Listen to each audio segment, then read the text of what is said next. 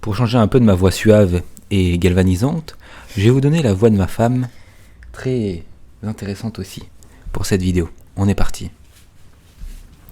Affiche tes objectifs là où tu peux les voir. Un conseil simple pour rester sur la bonne voie, pour atteindre tes objectifs, est d'écrire tes objectifs hebdomadaires sur un tableau de bord dans ton bureau. Ce n'est pas une liste de choses à faire. C'est une liste des éléments importants que tu t'attends à accomplir d'ici la fin de la semaine. Sur le côté gauche, j'écris mes objectifs principaux pour la semaine. Maximum 3. Et sur le côté droit, j'énumère mes objectifs secondaires. Cette semaine, j'en ai 9.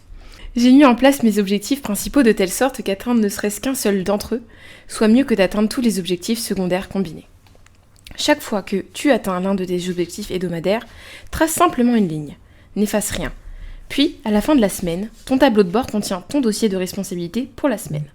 Tu peux voir les objectifs que tu as atteints et ceux que tu n'as pas atteints. Puis, tu peux réfléchir à la manière dont tu peux t'améliorer la semaine prochaine. Peut-être as-tu essayé d'en faire trop. Peut-être as-tu succombé à trop de distractions. Peut-être as-tu atteint la plupart de tes objectifs secondaires, mais aucun de tes primaires.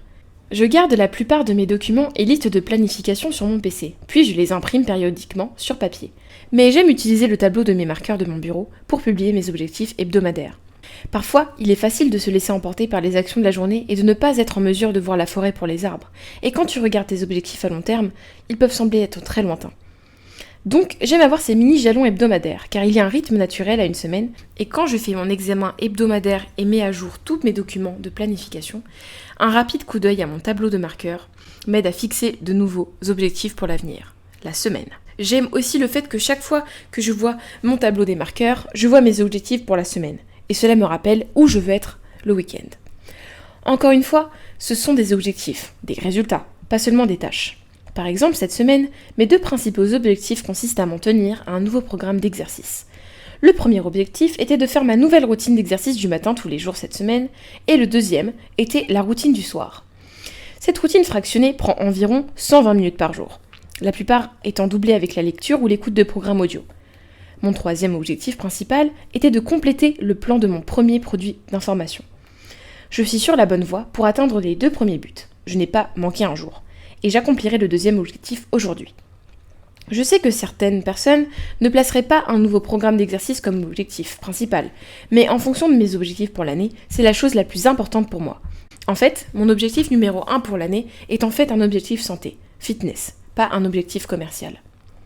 Au lieu d'utiliser un tableau de marqueurs, tu peux publier tes objectifs hebdomadaires d'une autre manière. Mais j'aime la simplicité du tableau de marqueurs. Et il y a juste quelque chose de tellement satisfaisant à tracer une ligne à travers l'un des objectifs qui ont été atteints, beaucoup plus satisfaisant que de l'effacer. Cela peut être dû au fait que lorsque tu effaces tes objectifs atteints, tu ne vois que ce qu'il reste à faire. Mais lorsque tu vois les éléments barrés, tu peux toujours les lire et te rappeler « Hey, j'ai terminé celui-là !» Il peut donc y avoir une augmentation cachée de l'estime de soi qui vient du renforcement du message que tu fais avancer les choses. Au bout d'une semaine, je ne veux pas seulement avoir une liste de ce que je n'ai pas fait, j'aime aussi voir ce que j'ai réellement accompli. Voilà, j'espère que cette vidéo t'a plu et a pu t'apporter énormément de choses. J'espère aussi que la voix de ma femme t'a plu. Si tu as kiffé, n'hésite pas à mettre ton plus beau pouce bleu, bien entendu. Ça encourage tout le monde et ça permet aussi de mieux référencer cette vidéo parce que tous les conseils qu'on a vus aujourd'hui sont très importants. Affiche tes objectifs, c'est très important. Ok ? Nous, on se retrouve dans une prochaine vidéo. Pour ne pas les louper, il faut bien sûr t'abonner à cette chaîne YouTube. Pourquoi tu dois t'abonner ? Parce que si tu es passionné de développement personnel et passionné de la voix de ma femme, passionné de la mienne, passionné de notion de développement personnel, c'est le bon endroit pour t'abonner. Si tu veux aller plus loin dans la concrétisation des résultats au niveau de ton développement personnel, tu as bien sûr mes formations approfondies, mais ça je te le répète, toutes les vidéos, elles sont disponibles en description sur la plus grande plateforme de formation du monde. A très bientôt, c'était Victor Brook.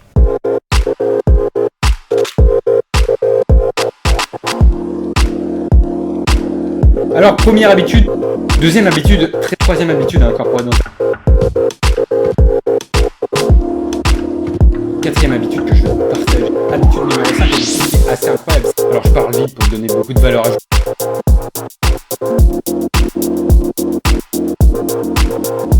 Habitude numéro 7, habitude numéro 8, c'est le lait. Habitude numéro 9, c'est l'habitude d'énergie. Habitude numéro 10 que j'appelle. Habitude numéro 11, c'est l'obsession.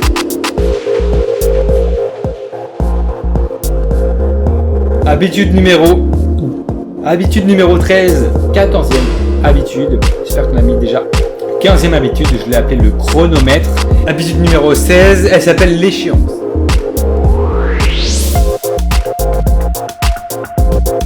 En parlant de bonnes paroles dans la dernière habitude, là l'habitude 17, c'est l'habitude qui s'appelle la promesse. Habitude numéro 18, c'est la ponctualité, tout simplement, la ponctualité. Habitude numéro 19, elle est très intéressante, elle s'intitule